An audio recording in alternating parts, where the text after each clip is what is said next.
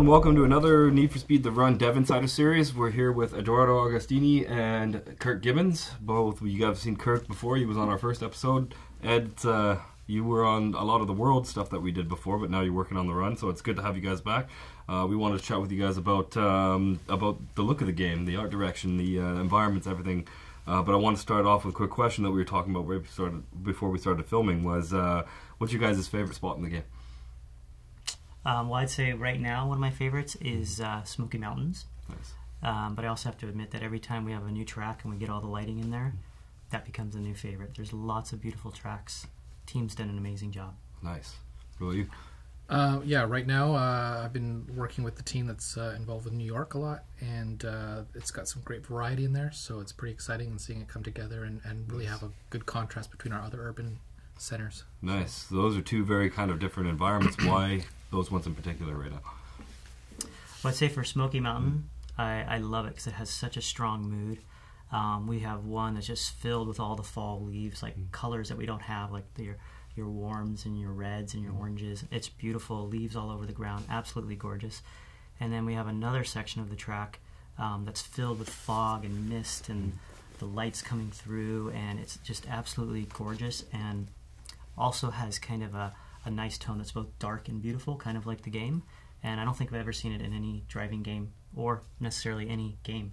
It's beautiful. Yeah, the atmosphere is really good in that track. And cool. We talk about character, having these tracks have some character. It's one of the reasons I like New York, is because when you get into those alleyways and you see the grunge and the dark, and then the contrast as you break free and then into another alley, and it just feels so iconic as New York. What do you expect, right?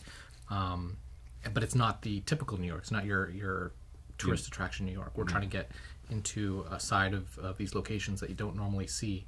And as we travel across the United States, that's what we're going to get people to see, is all the spots that they never imagined. They always expect, but they never imagined. So that's really cool. We were talking about a little bit before too, is there's some areas that we have a lot of kind of ambient animation going on, so a lot of stuff going on in the scene that it really kind of brings those environments to life that much more. I think Wisconsin was one of the ones that you guys highlighted. Maybe you could talk about that a little bit. Yeah, you know, we it's funny because it's a track that, you know, is kind of calm in nature. It's kind of unassuming. You're driving through a farm's kind of a farmscape, but then when you start seeing, you know, airplanes flying by and spraying fields, and you see sprinklers going, and you see tractors and combines working the fields, it's suddenly like, wow, this place has a bit more life than you're normally used to. Yeah. You know, it was one of those things that we kind of gloss over, but on this track in particular, it really comes together and makes the whole place feel alive. Cool. It's such a nice contrast too, because you have these kind of beautiful scenic things, and then these cars just come roaring through 200 miles per hour. Yeah. That's a great contrast. I think is really interesting. That's really cool. We were talking a little bit before too about the different variations. So the run is a very linear story. You're going to be coming through each stage. It's got a very set time of day, but you guys also do a lot of variations on those for other such things like challenge series, and you guys were saying autolog challenges as well. Maybe talk about that a little bit. Sure. So for the run, like you said, it's very specific. We're telling a story. We want to feel like you're continually progressing through the worlds and through the U.S. And we've also designed it so at the beginning of each stage, the game is designed in stages, it starts out and it's a little nicer and I'd say a little happier. And then as you progress through the stage, it gets darker and heavier as things get more intense and the story gets more intense. So that's designed specifically to go up and down and bring your emotions with you on the drive.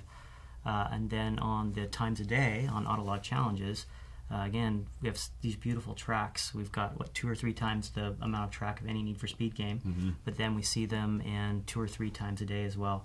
And with the Frostbite engine, absolutely stunning.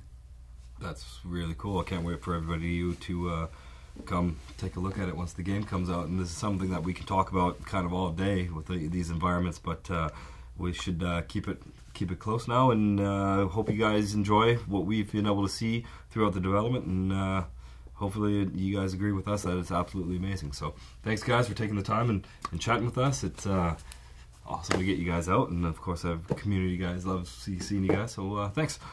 Thanks guys. Thanks.